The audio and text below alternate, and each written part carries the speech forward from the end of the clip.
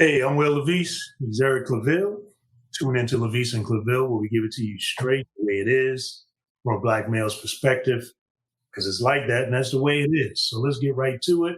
And this show is Juneteenth, National Juneteenth holiday. Juneteenth. So is this another case of payment that came through late, but the amount is actually short? Or is the National Juneteenth holiday finally acknowledgement of America's original sin? So President Joe Biden recently established Juneteenth as a national holiday. So this is the first year that it's actually been celebrated, even though Juneteenth is something that has been around for several generations. Many African Americans, including myself, have known about it and have engaged in it, over the years. So one of the big questions, Claville, and I know you got the historic background on it, is why has it taken so long, and what is this about at this point? Yeah. Well, Will, like everything involving African Americans, it takes a while for us to get recognition. This is no different. First of all, I want to say that recognizing Juneteenth as a federal holiday is a major milestone.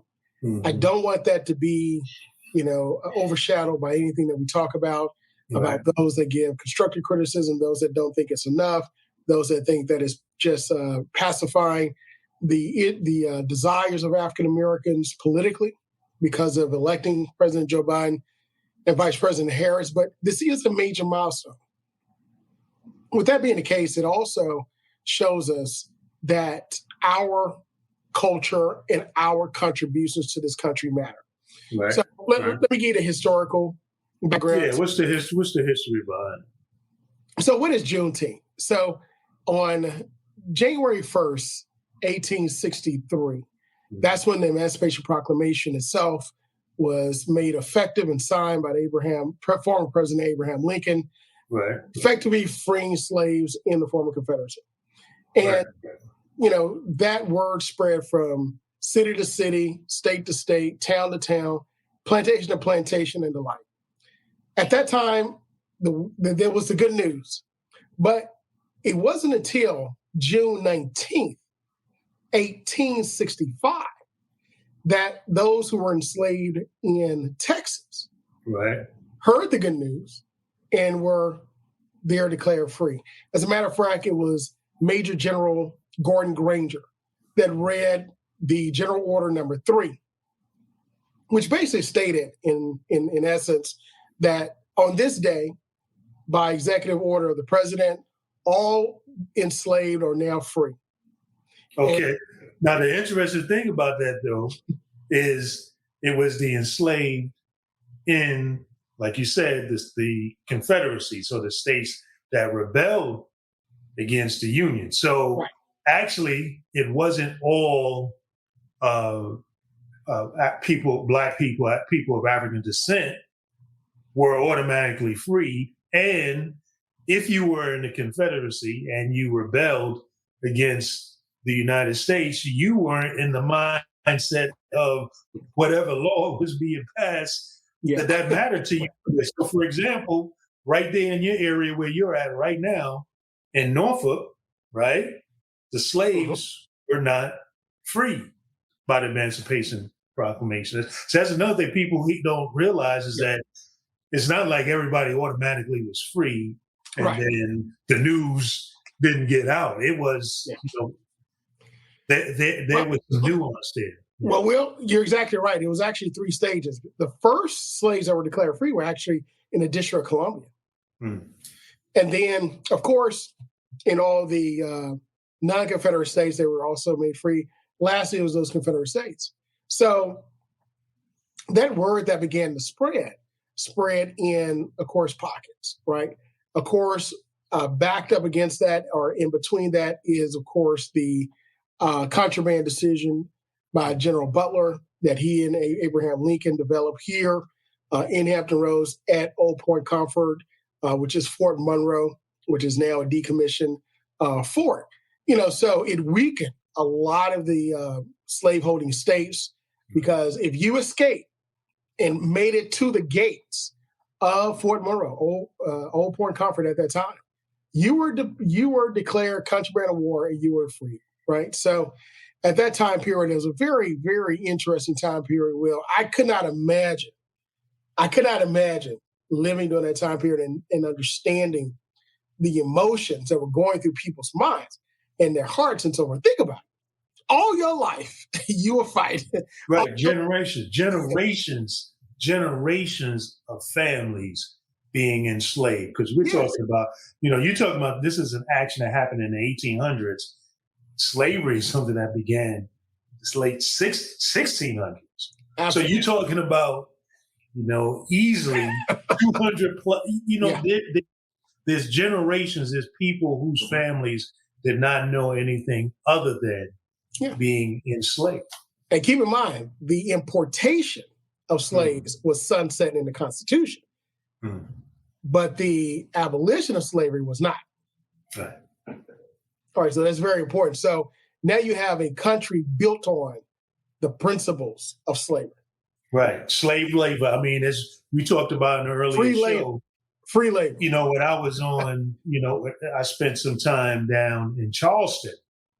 And the city of Charleston, South Carolina, was built for the purpose of receiving, holding, selling of slaves. You're talking about easily 80%, 90% of people of African descent came through South Carolina. Came through that port. And if you go to the city now and you look at the architecture, you see the barracoons, you see where folks were held in dungeons. You see all of the results of it, all of the evidence of it is right there, including in churches. Yeah. So you had the entire society that was, like you said, built. Its foundation was on the enslavement of God's people, and the riches and the wealth that came out of that. Free labor. If you're in business now and you think about having all of your employees work for free, work totally for free, sun up, sun down, producing at maximum capacity for free, you don't have to pay them anything, and it's right for generations. So this is what we're talking about. The acknowledgement of it. And so now but why did it take so long to establish such a holiday? And what is the value of it? Because like I said before, I grew up in Brooklyn, New York, in the Northeast. Depending on what part of the country you grew up in, certain things about Juneteenth or you don't. Because as you said, this is something about what happened with people learning in Texas. Yeah. But up in the North, we had some knowledge of it and some understanding of it and what it means. So it's not like it's foreign to us, but you go to certain places in the country and people had no clue about this. It's not something that's taught in the schools. It had been taught in the schools. And a lot of it is because of not really wanting to acknowledge and be honest about slavery and how this country was built on that. So now we come all these years later, we came through Obama's presidency, 2 terms of Obama, and there was no passage of this. Why now? I mean, what's your take on, I know what I think about it. I mean, what's your take on why now? And particularly in this particular moment with this particular president and what's going on in the country now. Yeah, well, before I answer that question, I want to give some historical context with Juneteenth and celebrating it. So we talk about history. On January 31st, December 31st of 1862, Africans and African Americans were, at that time, Black slaves, were waiting in churches, waiting up, watching for 12 a.m. or midnight to strike for January 1st. So that's where we get the cultural phenomenon of watch night service. That's where, and then of course, the celebration, the singing, the dance, the see the new year in. That actually started, where people were watching and waiting for that time period to hit. Now, what happened in Texas, when that word came, they started singing, they started dancing, they started praying, praising God, because like you said, generations have been working for free. Now, now free. Generation.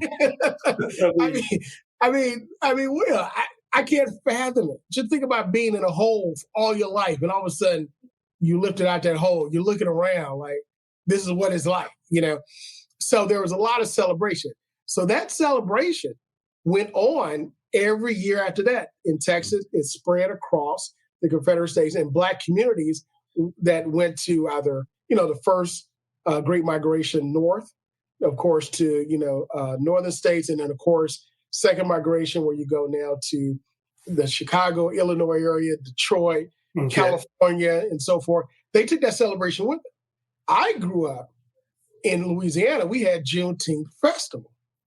As a matter of fact, I had somebody post, newspaper clip, of course, in a Black newspaper, where they were Juneteenth queen, right? So we had that in that memory of it. And you think about it. Now, as kids, you go through things and your parents put you in pageants, debutantes, cotillions, botillions, the whole nine. But you really don't understand the significance behind it until you get older and you look back and say, wow, I was a part of that. Mm-hmm. So move forward. That's the great thing about, our traditions. And hats off to Texas that actually made it, recognized it in 1980 in the legislature. So, and then there, of course, the push for a federal holiday came out of a citizen out of Texas pushing, and she was there for the signing with President Biden. So let's get to the signing by President Biden. Will, African Americans, since really fighting and siding with the Democratic Party, have been waiting for a major victory post the LBJ civil rights legislation. Right. The civil rights legislation that came out of LBJ's term was monumental. Actually, it was a copy and paste of the Civil War and Reconstruction civil rights legislation. Okay. The only difference is it was provided enforcement of the federal government for those that did not adhere to it. Since that time period, African Americans have struggled to get their piece of the pie, political piece of the pie. And I think that's a great way to frame it, the political piece of the pie. We've put many presidents in office, even under President Barack Obama, and both you and I and several others that are more notable have had constructive criticisms of the lack of policies that did not go far enough specifically for African Americans. But why now? And why, you mentioned Obama, so why didn't this happen under Obama? Yeah. Why, and why now? What is it about now? So, Will, think about it. So under President Joe Biden, right? We've been asking for a lot of things. Just the promises that were made politically, political promises to come to fruition. One major issue that affects African Americans more so than our white counterparts or other citizens is student loan debt forgiveness.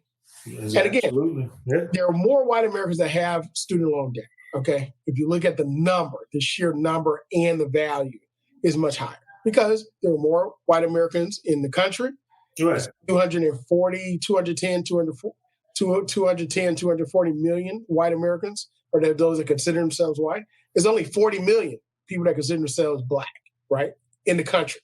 Right. So white Americans have more opportunity to go to college, they have more opportunity and so forth. But the burden on African Americans to go to college is greater because of the lack of resources. Right. You got the lack of wealth. A lot of African Americans, the first generation, going to college. So the margin of error is slimmer. And you're looking at where does the resources come in order to pay for college and then pay off a loan. You don't have the wealth, you don't have the resources to tap into. And one of my issues has been, the last housing bubble and how much wealth in the African American community has been zapped because of how much wealth was tied up in people's homes. So again, we're looking at African-American wealth being zapped in the last housing bubble. You're looking at student loan debt being huge. We're in the midst of this pandemic, still suffering again with when America catches a cold, Black America catches the flu. Now Black America catches COVID-19, right? So we have coming on the heels of the heightened awareness of the severe injustice that has long been the story of being Black in this country when we see the murder of George Floyd. And so now we see all of a sudden this Juneteenth bill being passed. And so that's what a lot of folks in the community can't close their eyes to the timing of this and what is really going on and how much other issues in terms of legislation that have been out there. I mean, there's been a anti-lynching bill that has been languishing out there for I don't know how many generations, right? And we have the bill that is before Congress right now concerning, we've had, for example, a bill want to just provide an opportunity to study the issue of reparations. Yeah. And now, most recently, we have the bill tied to the murder of George Floyd, looking at police reform and a number of different things. And we come with, we got the need for, as you said, some stimulus in a package that really gets at the root causes of the disparities that's going on. And then we come with a Juneteenth holiday. Again, a holiday that no one, we've been celebrating the holiday. It's not like this is something, as you just shared, historically, depending on where you are. I mean, this is not like a major holiday within the community that needed to be raised to such a level. So that's why a lot of people are asking, well, what is this about? And why? Well, I will say this.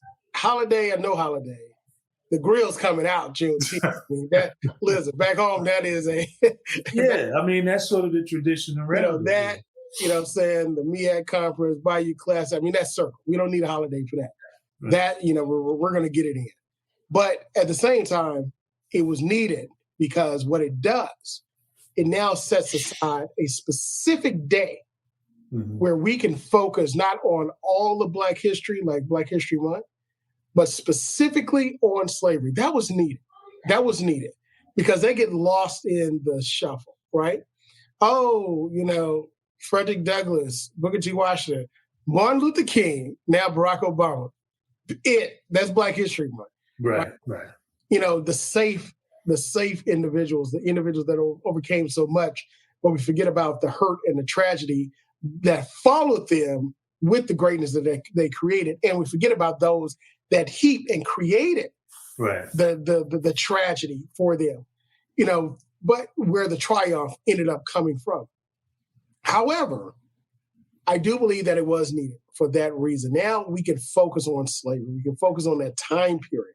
We can really now focus on a time period that we should not shy away from, but embrace, because without slavery, there is no America, a great America as we see it, right? That's why I say there's nothing more American than being African American. Absolutely. I'll talk about that more later on, but politically, you mentioned every reason why, and then some, this bill needs to be signed and pushed out there. Because, like you said, the George Floyd bill, crime bill, I'll say it's a shame that given what happened to George Floyd, and let me tell you, man, no person should die like that. Not at all. And then have their family members have to see over and over how he was tortured and died and have to endure that. Well, I had to stop watching the video. It's the last time I saw it, I couldn't finish it. Because I was watching a man being murdered. I was watching his soul, his spirit leave this earth. And somebody so cavalier just toss him on a gurney, dust his hands, and drive on. Right. How despicable. And there's an article out there in Business Insider that says some criminal justice reform advocates say that a long sentence is doing more harm than good. I don't know who those justice reform advocates are. I don't know where they were during the crack revolution. Well, the thing, though, is that unless we continue to connect the dots between Juneteenth and its significance and George Floyd and its significance, then I think a lot of this could just get lost in the media barrage going back and forth, the lack of true education, honest education going on in the schools. I do agree with you. And, as I thought about this holiday, my initial reaction was, okay, as I've been saying, why now? What's the angle here? But I do very much see the value of America stopping and saying, finally, in the form of a holiday, because that's what the point of holidays are, is to stop and remember and to plant a stake in the ground, plant the flag and say, let's stop, remember what happened here.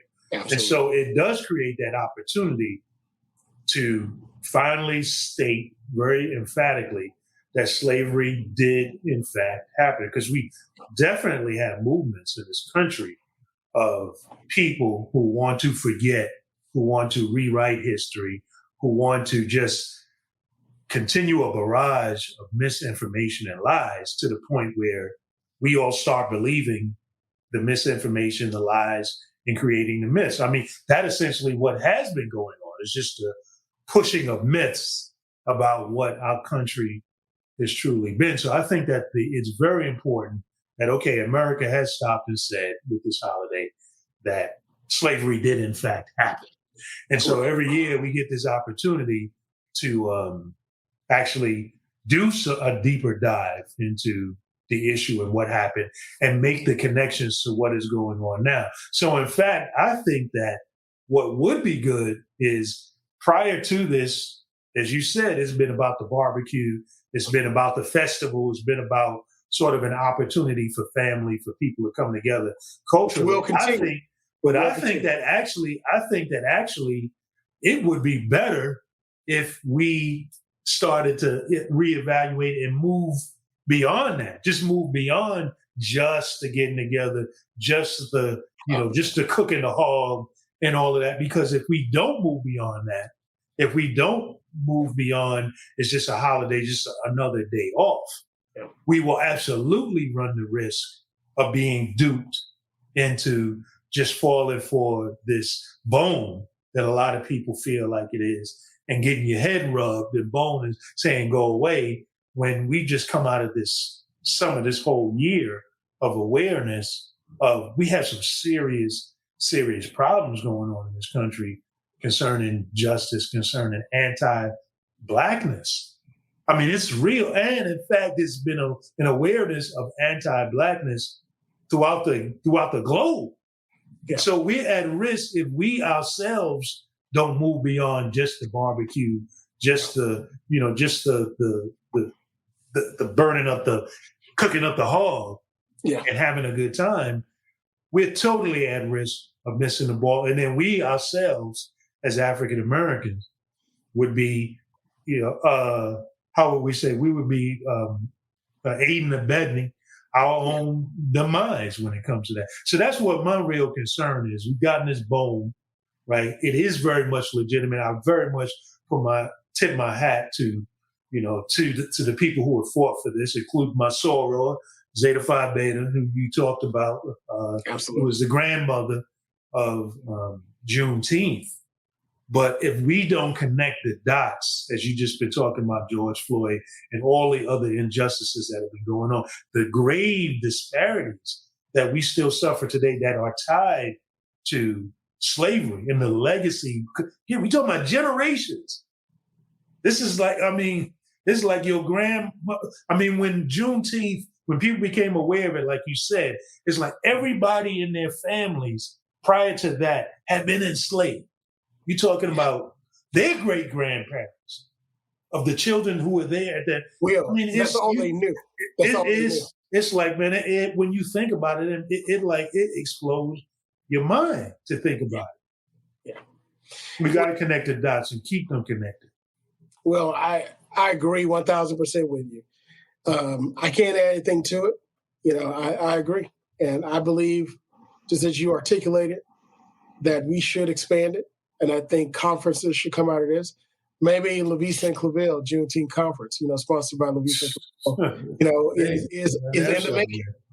It's in the making because I think there's a lot of value around that.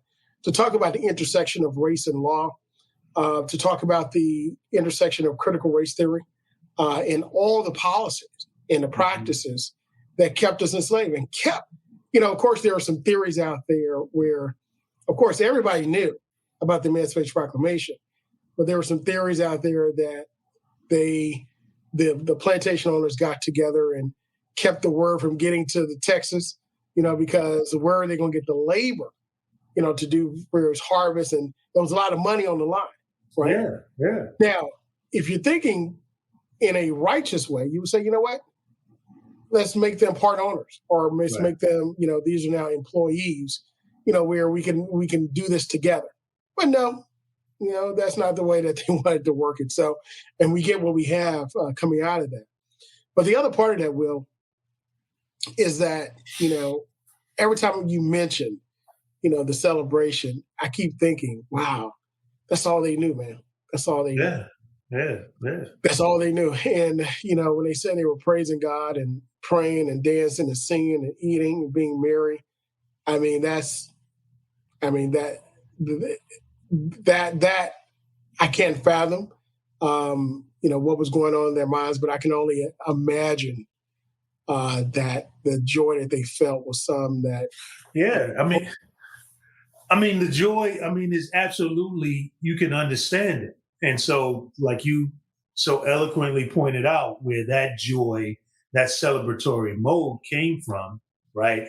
And then as it travels, the holiday celebrate is about that joy and that celebration. But we're now in the age, what I'm saying is that we're now in the age, this is now an opportunity to say, okay, let's do we owe them some serious analysis about what happened in this country, what happened to them, what happened to their legacy. I think about, and I know we're going to be talking about this later as we talk about July 4th. Man. I think about our ancestors often, about how they found a measure of hope in thinking about what they were enduring now so that future generations would be able to experience. Wow. And I look at now, when I look at Juneteenth, I say, okay, it's time for us who are here now to look back at what they experienced and what kept them looking to the hills for where cometh their help coming from the Lord. And to not look back at them with shame and to not look back at them and just celebrating, but to look back at them and do a real analysis of their courage, of their endurance. And now what must we do to make America a greater country, to make America live up to its promise? And so we just continue, with celebrating because that's what they did. Yeah. We're taking it all out of context. Like you said, they're celebrating, man, because that's all they knew. And they were thanking God, Now what we celebrating because it's a holiday, it's a day off to celebrate, that would be totally just, disrespectful. As a matter of fact, it'll be time to educate. As a matter of fact, we'll share on a social media platform a conversation and educational piece that I did for the city of Newport News here in talking about Juneteenth. In addition to that, I've had phone calls from others and organizations wanting to learn more about Juneteenth. And I think that's the start. So I think this is an opportunity for us, Will, to get out there and use those D's on the end of our name to go out and educate the public. And like you said, create a greater America so that it can live up to its creed, in the words of the late, great Reverend Dr. Martin Luther King. Amen. But let's not let this be just a moment where the signing happens and like you said, more reveling but we need to appreciate them, our ancestors, for their struggle and honor them by moving the needle forward, Yes. ensuring that Sure. our politicians, our government live up to the policies, live up to the promises on the political stump speeches, and ensure that those policies are equitable across the board. Yes, So sir. we want to thank you for joining us for this segment of LaVeist and Claville as we talked about Juneteenth, the meaning of it, and where do we go from here. If you like what you see, continue to support us. Go to our Facebook page and our social media, follow, like, share, and let us know how we're doing. Give us a comment. And to us, that's the way we see it, and that's the way it is. Be well. See you next time.